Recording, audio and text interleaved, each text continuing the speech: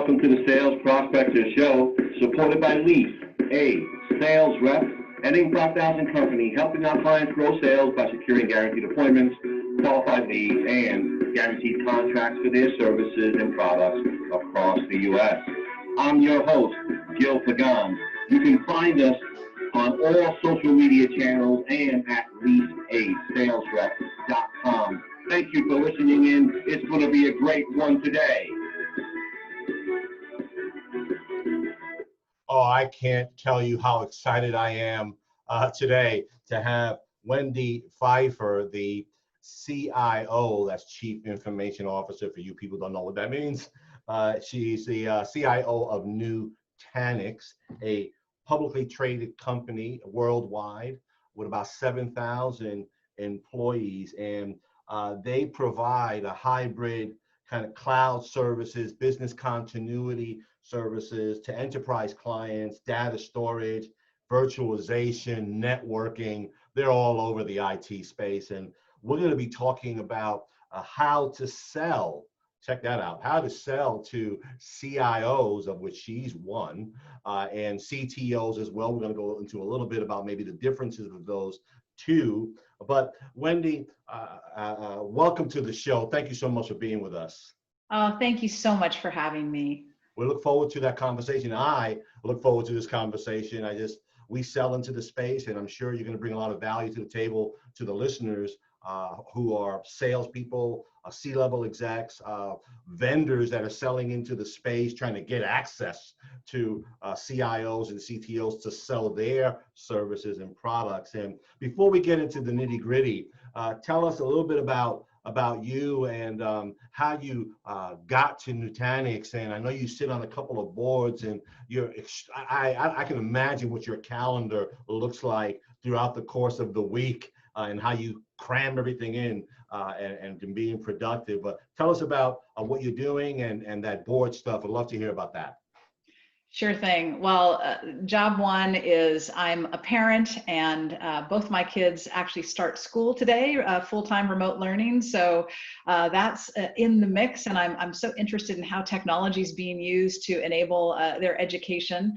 And then I am the CIO at Nutanix. I've been there for almost 4 years. So I started just around the time that the company went public. And my job at Nutanix is to do all the things that normally that a CIO does, but also because we make a product that is consumed by IT folks like myself, I also have quite a public-facing role and do a lot of work with my peers across the industry. So I probably meet with, somewhere between 800 and 1,000 CIOs and CTOs, either one-on-one or in small groups every year. And so I have a lot of interaction with those guys. That's actually my joy. I love my industry and my sport. And then I do have the pleasure in recent years of also doing some board service. And so I sit on the board of Qualys, which is a publicly traded cybersecurity company.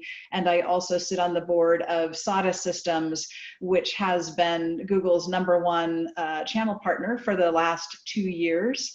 And really learning a lot about how those businesses run as well. So yeah, I'm a little busy. I also do a lot of work with the military veterans and in the veterans community. That's a real area of passion for me. I think that there's so much sort of untapped talent in that space, and so much opportunity for those of us in the tech space to benefit from their expertise. Wow. Yeah, you clearly got a lot of stuff on your plate, and the actual service offering that Nutanix provides. Can you just break it down into a real simple explanation? We've had a few conversations before we went here live, and I love the way you break it down and make it real simple. Listen, I'm a 2-year-old, okay? Explain it to me like a 2-year-old, how what you're doing is in working with businesses with the services and products that you guys provide. Yes, and I'm so glad we're on the same level. I'm a 2-year-old too, so it's perfect. Maybe like a 12-year-old around for some things. So Nutanix makes an operating system that runs on any hardware and in any public cloud and it runs any workload.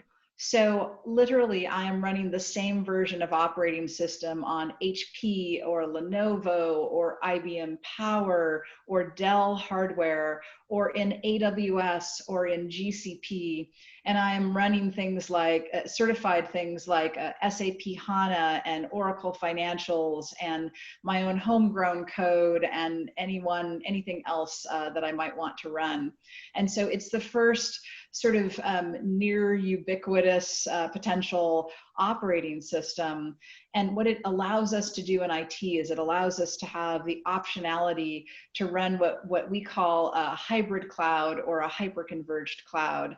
And that just means that we can run a workload across clusters that are composed on premise and in public cloud, and we can move that workload around as technology needs change, as scaling needs change, or as vendor relationships change. If one vendor has introduced draconian pricing, then we can move to another vendor that is easier to negotiate with. And so that's something we've wanted to do in the IT space and the technology space for a really long time.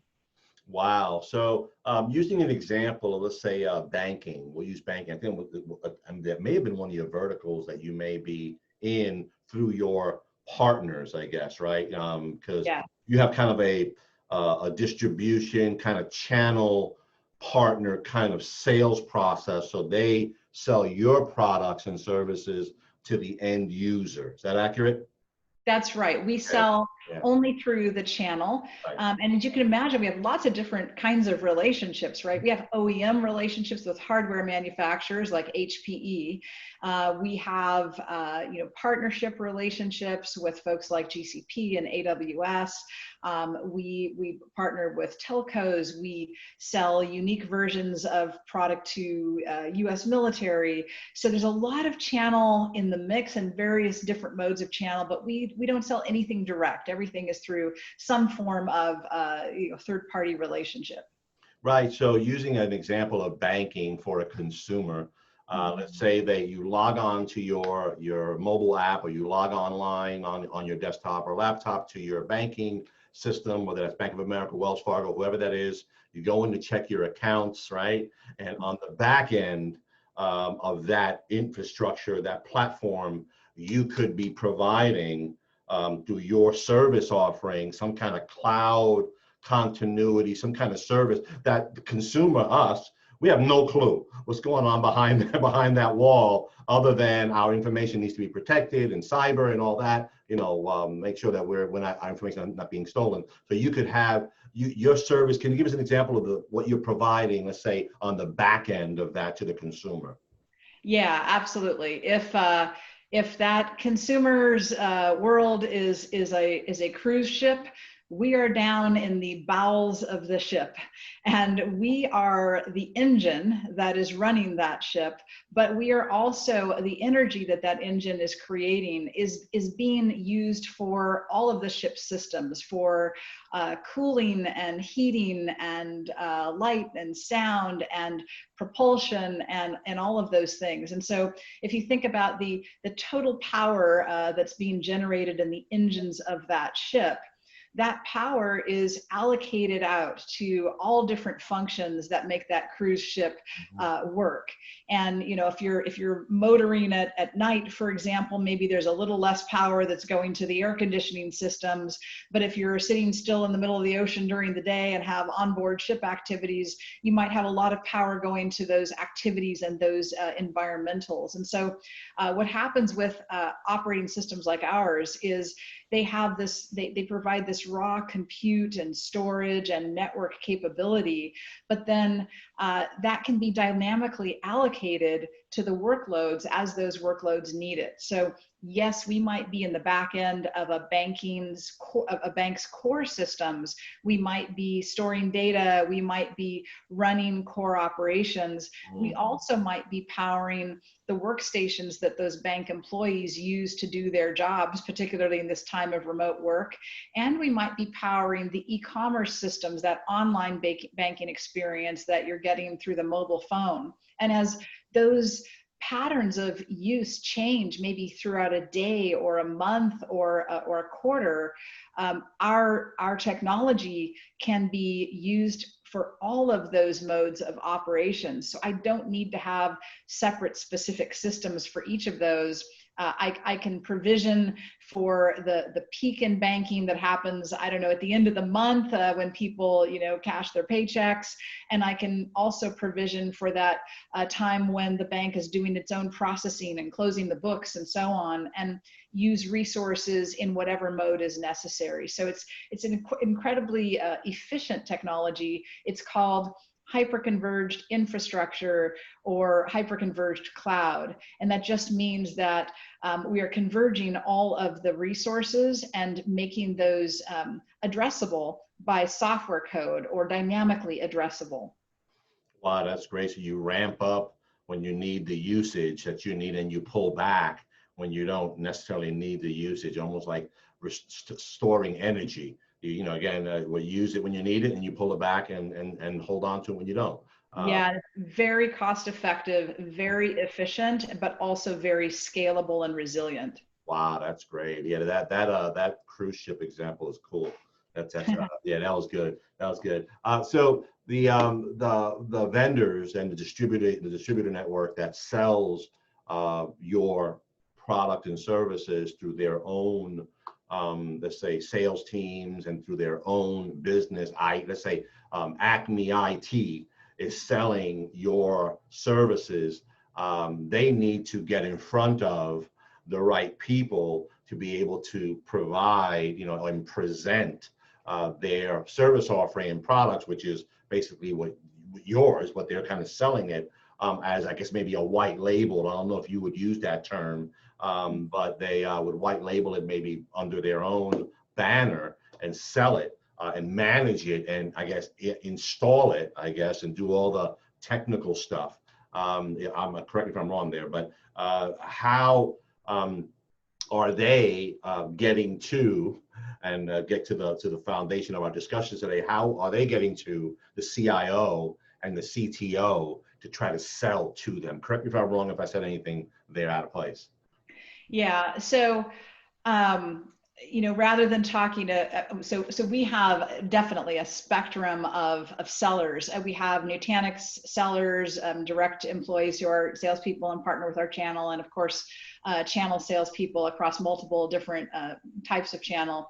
But maybe it's just worth talking about more generally, rather than, I don't want to throw any of our sellers under the bus because they're all amazing people. Okay, yeah, it's all right. You got it. However, when we talk about selling, to enterprise, so technology sales in general, right? They run the gamut, and of course, there's consumer technology sales as well, but we're talking about enterprise technology sales. And in particular, if you're a quota carrying salesperson and you are selling a technology product to companies, you want, presumably in order to retire your quota and pay your mortgage, you want to be selling to mid to larger size companies, commercial enterprises that have some budget. And of course, you care about, whether it's total account value or annual, account value, you care about that, right? So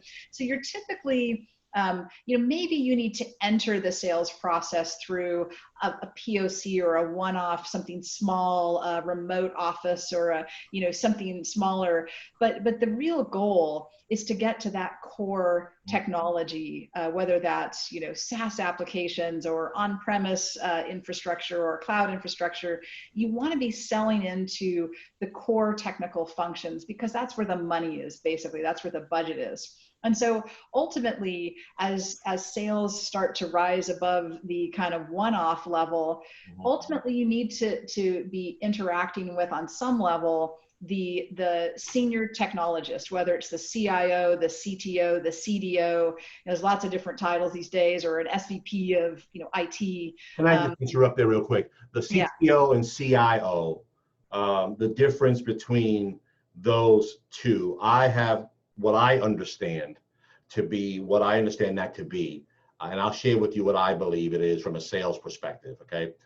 CIO, somebody like you at your level, is more strategic, visionary, lay out the organizational plan for the company when it comes to infrastructure, technology, software, kind of like the big picture of the organization and how we're going to use technology to move the company forward, or the strategic plan forward to customers on a big level. Whereas a CTO person, I saw more as almost like a nuts and bolts person.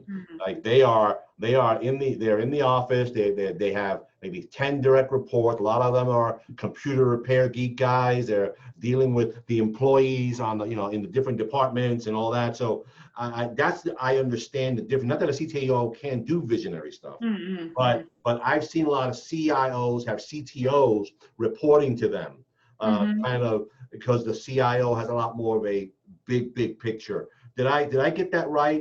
Please correct us if I'm wrong here.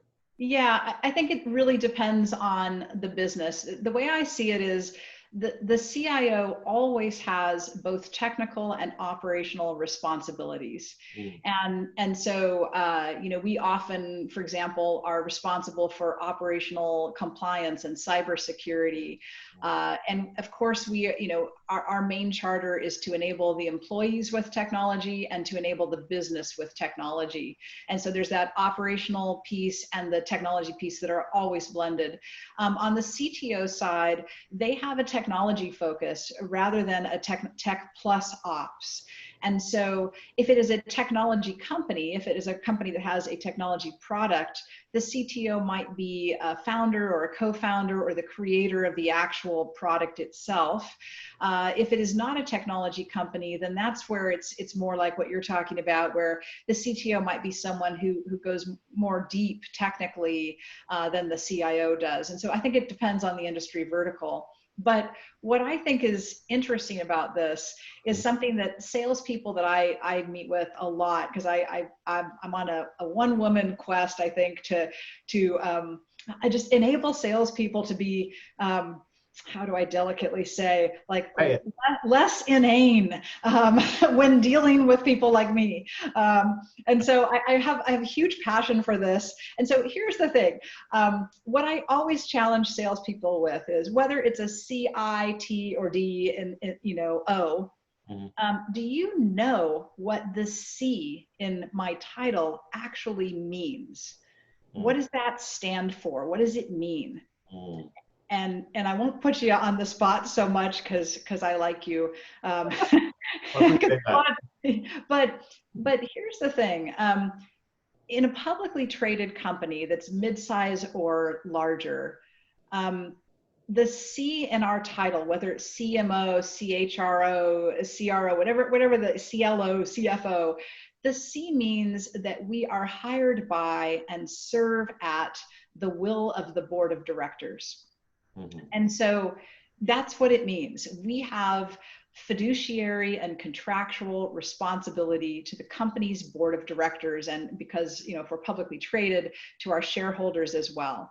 And so if we think about that for a moment, just offhand, like what is the most important thing to a publicly traded company's board of directors? What, like, if we just, one word, what do they care about more than anything else? The board of directors. Share price.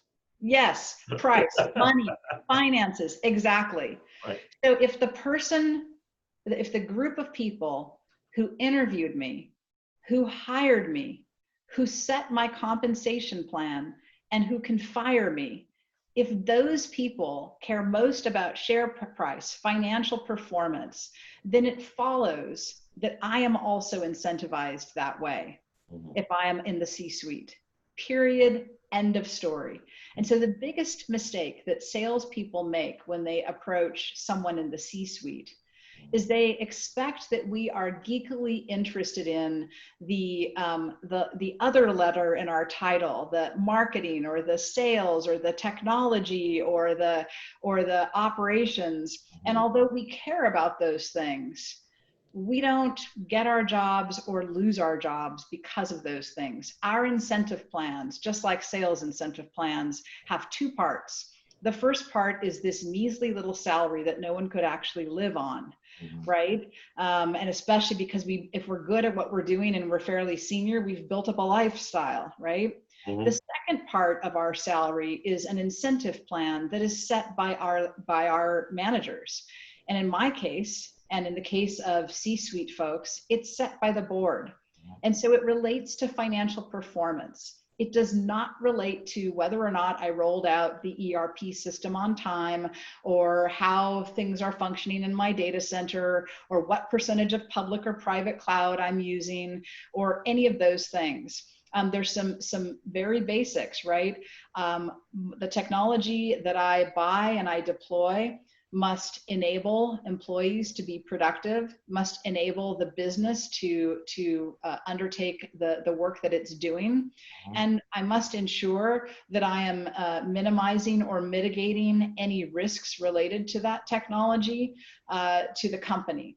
And often, by the way, when it comes to risks that are introduced to the company via technology, the company may decide that it is more cost effective to take out a cyber insurance policy than it is to spend a lot of money on actual cyber remediation. And so these are all business decisions, financial decisions that govern how I operate, and therefore they should be part of the salesperson's dossier, their background information, the baseline knowledge they have before they ever approach me for a conversation or an interaction. Wow, no, that's very good. So you were on a conversation path before about how, I guess, to sell to a C-suite kind of person. And again, one of their publicly traded company going through the revenue side, that you're obviously concerned about share price, the board of share price, and the like. And somebody who's a CTO, if they are in a, let's say, within a organization, let's say a CTO within a hospital institute, let's say healthcare institution, they are dealing with the multiple locations. They're basically managing IT staff and dealing with fires every day about different issues, and selling to that person is going to be different because I'm assuming they're going to be looking for solutions because they're not concerned about share price. They're concerned about solutions and cybersecurity issues, backup, cloud things that, wide area network stuff. I mean, just because they want their systems to run smoothly and not have all the headaches and the calls coming in when something goes down. So the person selling, the rep, should, like you say, know who they're going after and what is important to them, not selling the same or coming with the same approach to everybody. Is that correct? That's right. Look, bottom line, I'm a person too. You got to get to know me. No matter what my title is, you got to get to know me. Now, that's hard to do because those of us in the C-suite, we have a lot of barriers up, right? It is hard to get to us. I, on purpose, avoid salespeople. I do not. Yeah. I don't wish to have a one-to-one discussion with a salesperson. There's a lot of reasons for that.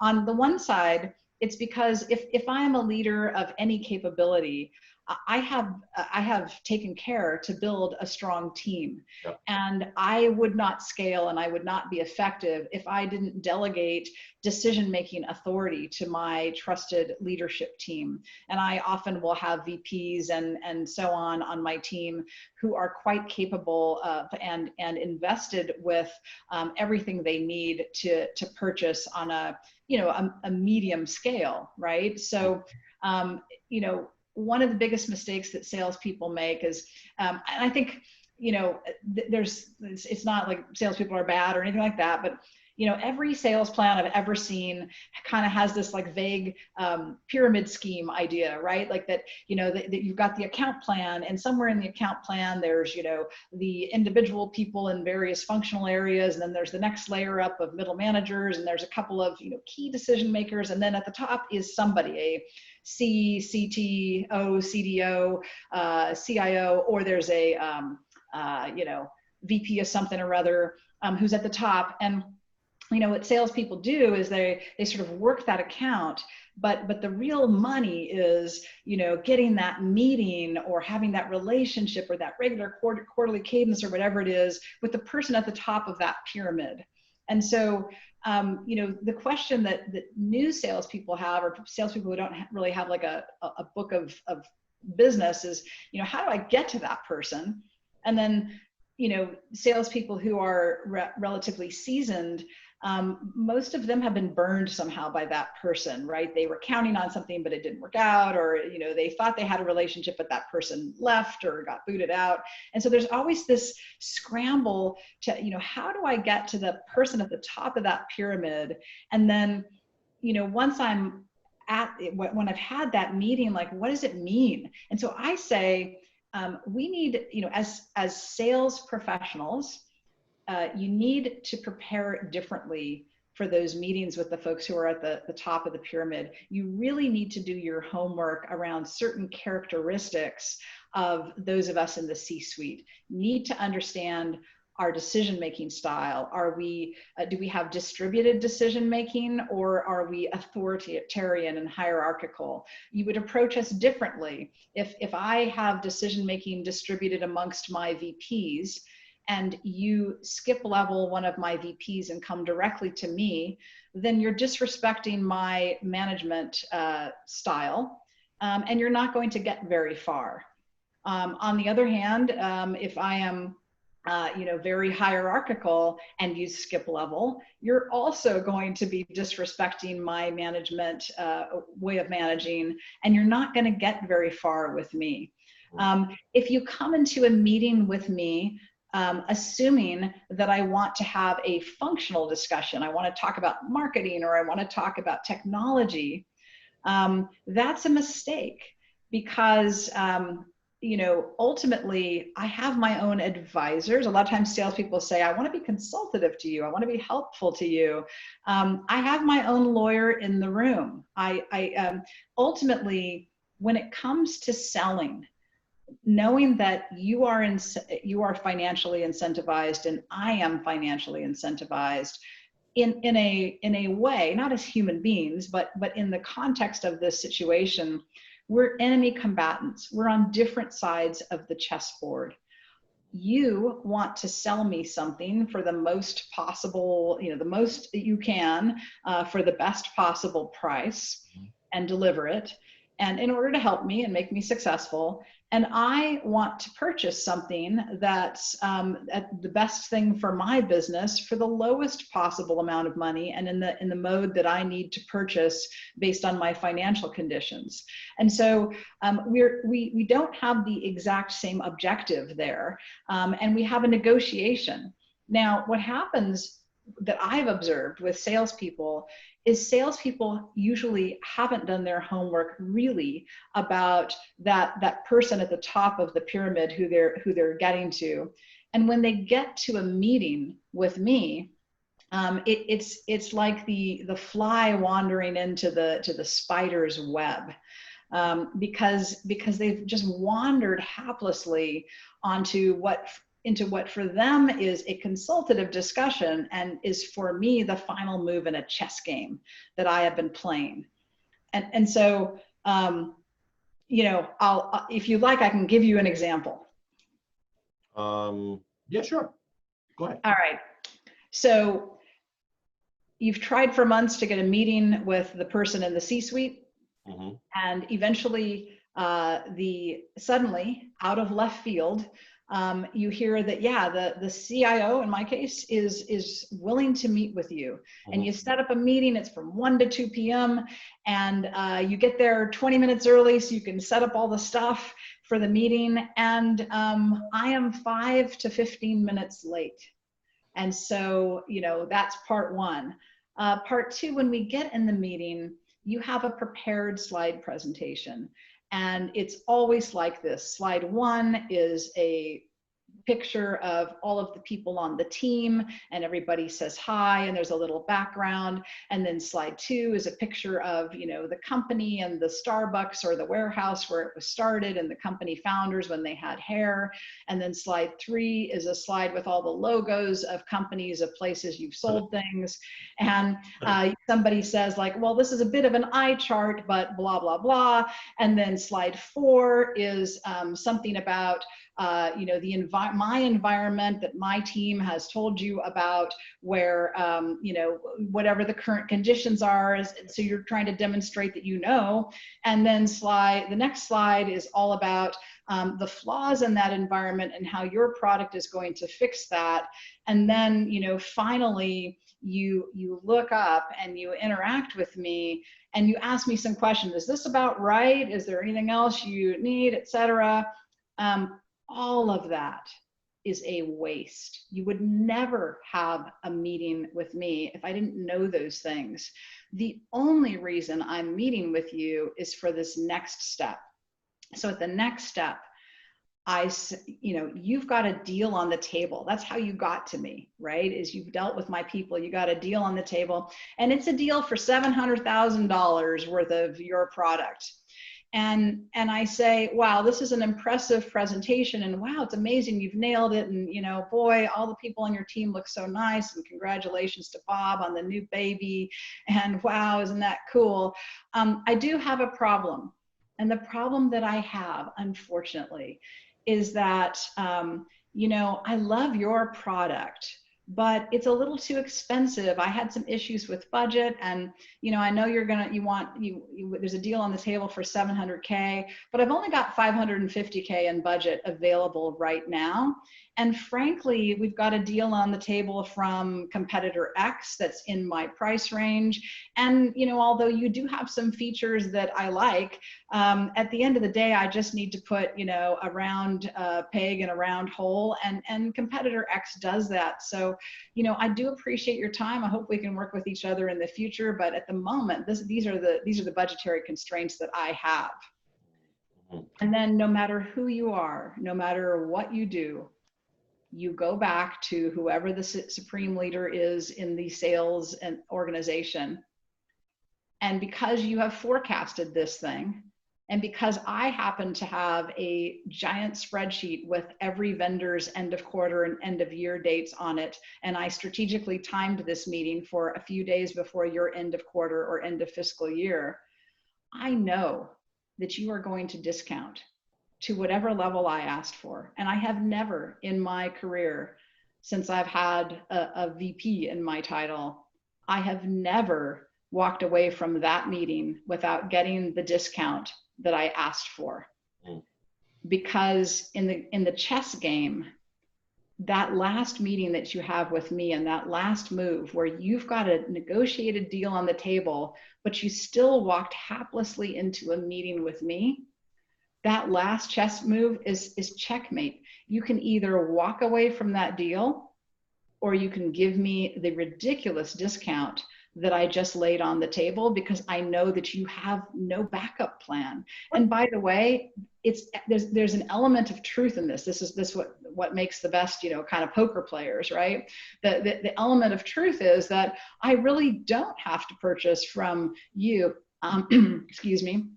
I don't have to purchase from you because I don't really deeply care about the nuances of technical differentiation between products, and the market is crowded. What I really do care about is functionality. Wow, that's a great example of chess. And I won't go into, for lack of time, I won't go into how we address that issue. From a sales perspective, but I appreciate that, and I love that story. What you basically called out is what we call in the sales game account-based management. That's what we call it, ABM, and we identify the prospect, and then we look at them really well, and decision making and hierarchy and all that kind of stuff takes a lot more time, to be quite frank. That, But you can nail a much larger sale, but yeah. you may not, because you just played chess. So it may, and so it's okay. You know, so here's the thing, like if we're both worthy players, Yeah. then it's just a timing thing, because my budget ebbs and flows depending on my company's profitability, depending on other decisions that I'm making. And so if you demonstrate that you're a worthy player, we're going to keep, meeting in the park and playing these pickup games. And over time, I'm going to need what you sell me. Not necessarily because of the features or functions of what you sell me, but because of the packaging and timing and presentation of what you sell me. In my portfolio management, I have some things I invest in, some things I hold on, and some things I divest in all the time, every quarter. And so I always have room in the portfolio for another play. But it's just a matter of timing. So if you're playing the long game with technology management, you're going to come out a winner. But your underlying compensation plan and incentive plan and just how you earn your living has to support that long game. Right. That's the other thing that a lot of times sales organizations don't understand. And I say this to the CEOs and the CFOs and the chief revenue officers in companies who are listening.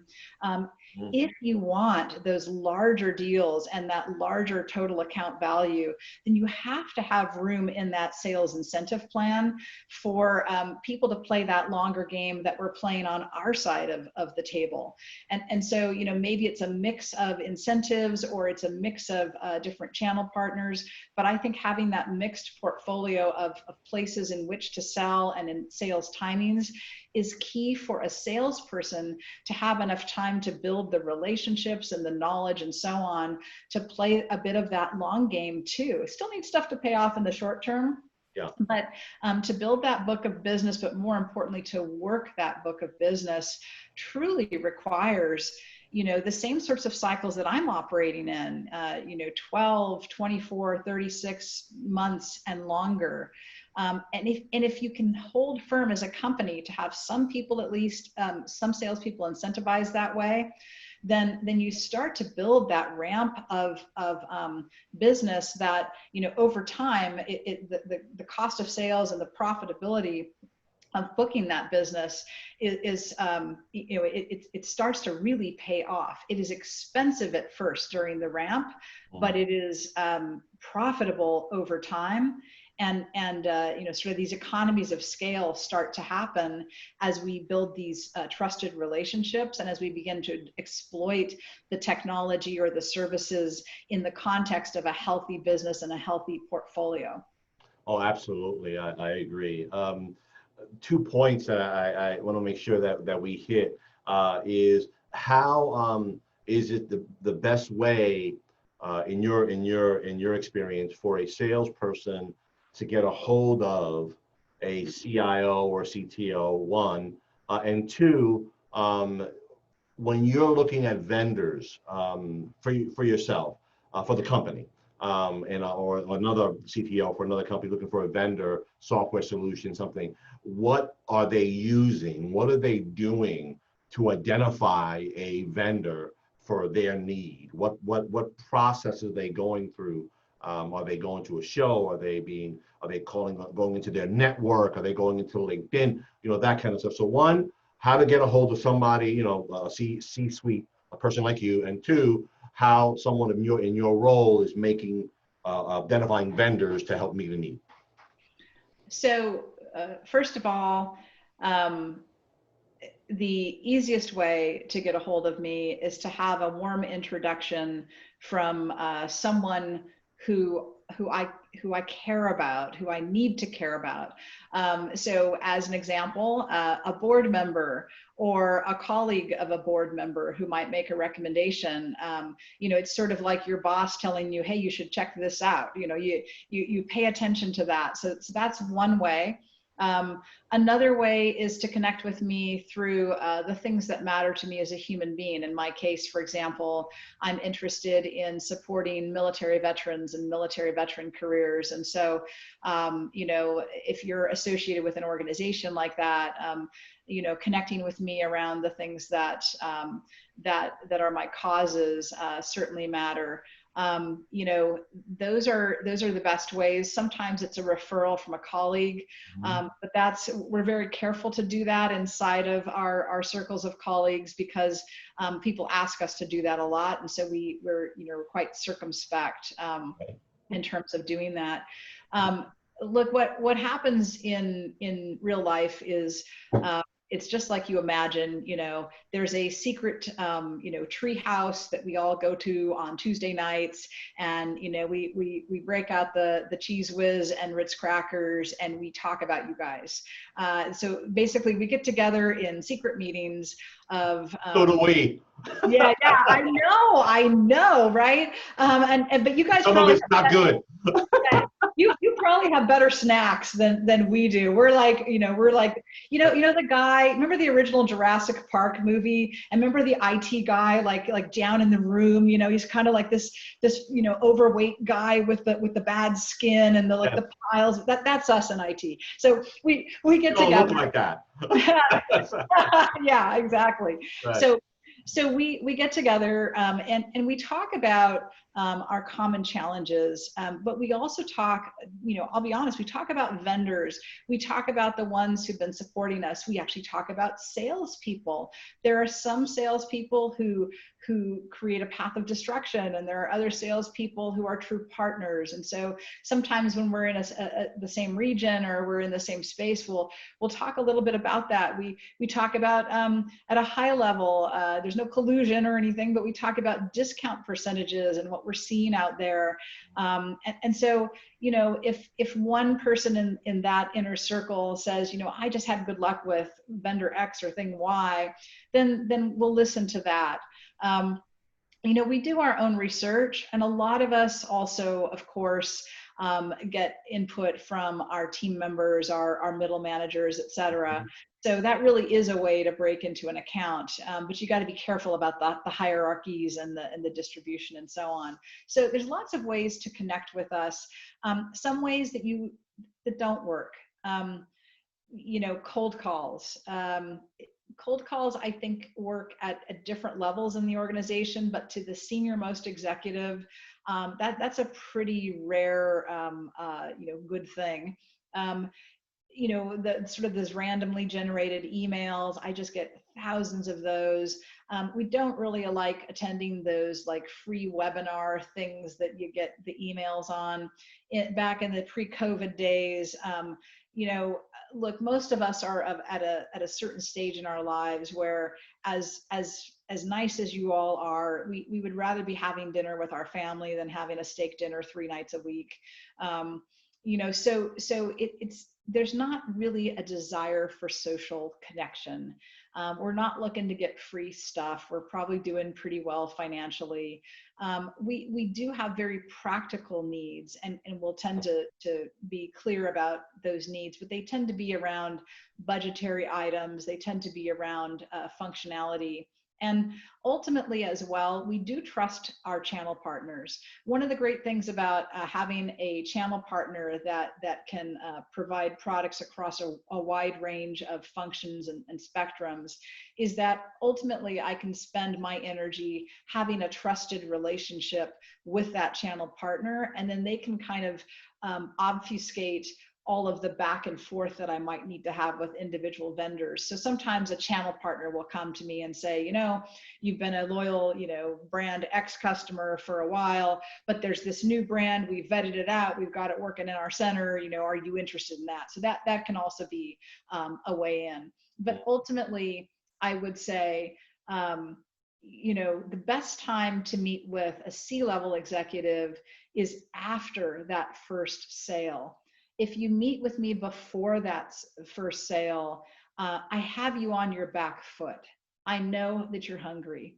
If you meet with me after that first sale, then we're really meeting for the purposes of a relationship of some sort, a support relationship, expanding the relationship, etc. And so you can be more convinced that my motivations are around ensuring that our relationship is successful rather than just purely a financial negotiation. Gotcha. Okay, so it sounds like the calling, I'm being more tactical now. Calling, it's not a good place to start. Emails, you get a whole bunch of those. Mostly sounds like a warm kind of connection, introduction. Sounds like the way to go, and also the interest, be involved or interested, connected to some of your interest as well, may be a good way to get into a conversation about what somebody does, is what it sounds like to me.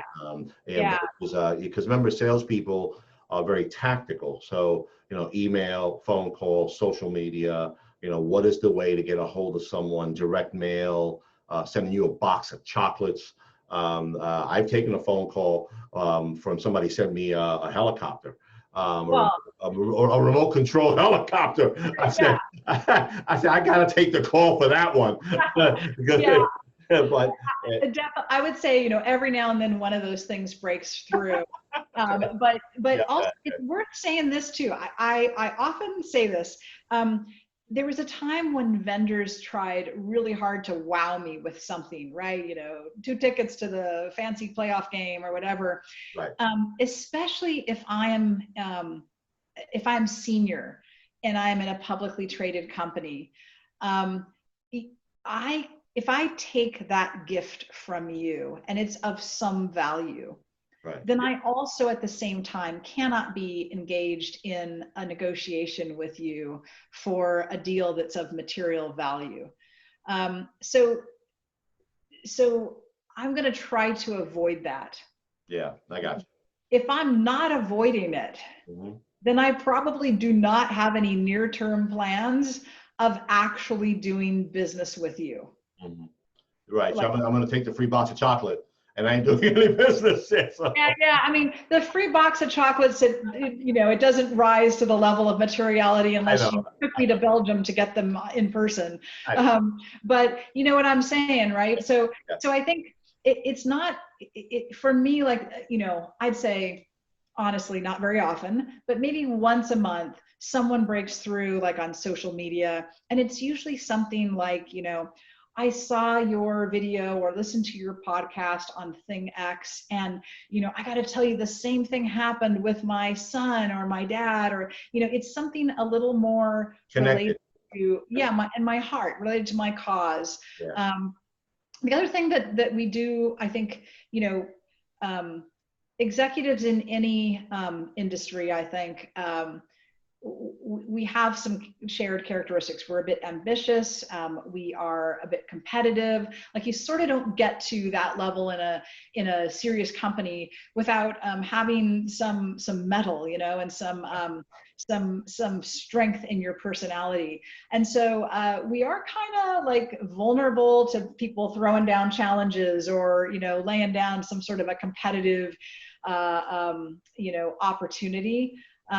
We are vulnerable to that. We have our egos and we have our vulnerabilities. And I would also say we usually are more insecure than you might imagine. And so this is something that I think is really important.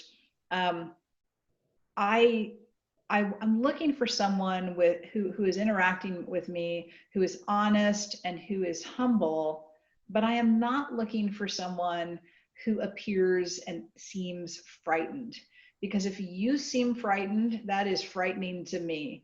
If I ask you a direct question, can your company ship thing X by date Y, and you start hemming and hawing and you don't know and you're uncomfortable, then I think, oh, okay, I'm not betting, the mortgage payment this month on that person. Yeah. So there's something about your own demeanor, like practice. I work with Nutanix salespeople, And I literally make them practice their pitch to me under the worst of circumstances. I think they all hate me and they're like terrified of me, but it does matter. Like you have to be confident. You have to show that you have autonomy and you're self-actualized in talking with me. Fine line between that and arrogant, right? Yeah. If you come in and, I always say this, a lot of times salespeople come in and the first thing they do is they want to demonstrate they know, right, about the environment. And so they start with a laundry list of all the stuff that's like wrong in my environment that they're going to solve. And, it's like telling me my kid's stupid or my butt looks fat in those pants. Like, who would do that in any other circumstance in life? Who would walk in a first meeting say, your butt looks kind of big in those pants, but I've got pants that would make it look better. Like, even if that's correct, No chocolate for you. Yeah, we're not friends, man. So I think, like, don't lead with all the stuff that is wrong in my organization. That is a direct reflection of my leadership. Yeah, no, don't do that. We forget that, like, I'm a human being too, right? With all the foibles. That's right. So as we wrap this up, that really good stuff you shared today. If you, I asked you this question: if you had a superpower, and it could be personal or it could be business, whatever. If you were given a superpower and you would just ask, and it would be given onto you, what superpower would that be? I would love to turn prejudice to understanding. Powerful, very powerful. Prejudice to understanding.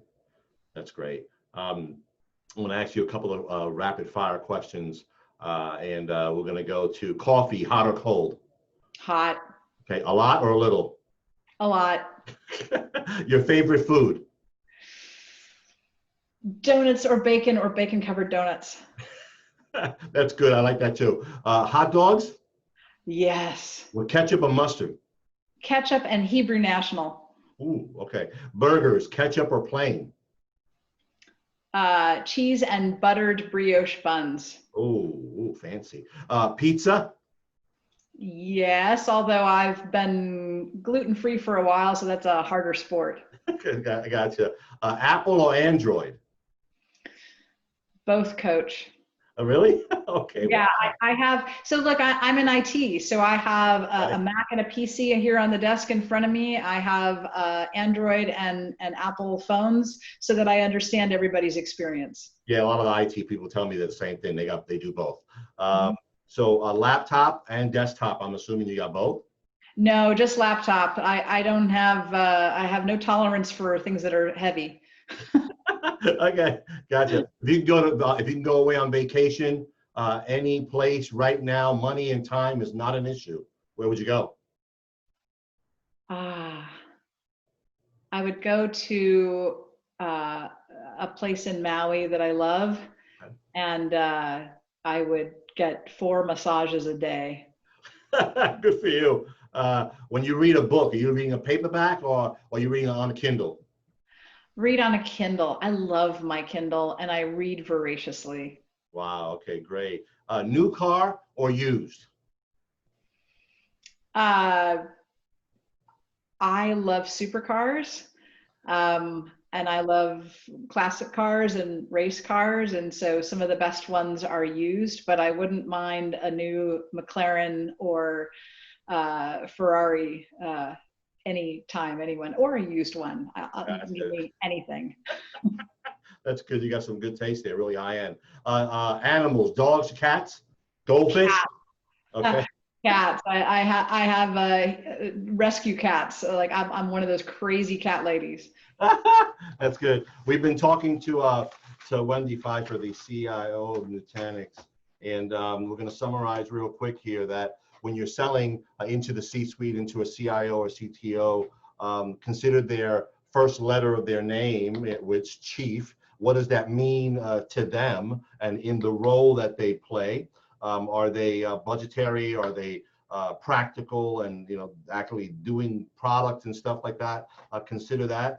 In order to sell into them, you may want a warm intro, if at all possible. You try to get that from someone who knows them, and vice versa. To sell into them as well, maybe find out what their interests are, make a connection there, in some kind of passion that they have and something that they're doing, and make some kind of connection there. Also, when they're choosing vendors, they may look at referrals. They'll talk to people in their own network and talk about vendors. They'll talk about salespeople, just like we talk about them as well. So it kind of goes both ways there. And get input from colleagues, get input from staff on vendors, what vendors you should be looking at to help make their businesses better and function better and more efficient. So that's the summary of the show today. Of course, we talked a lot about a lot of stuff.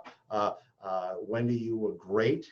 Really enjoyed the conversation and your insight into what you do, but also how sales reps should be selling into people like you, and how to sell into the CIOs and CTOs. Thank you. Thanks for having me. I really enjoyed our conversation. So did I. So did I. I hope to speak to you soon. All the best to you over there. Thank you. Thank you. Same. Right. Okay. We ended the meeting.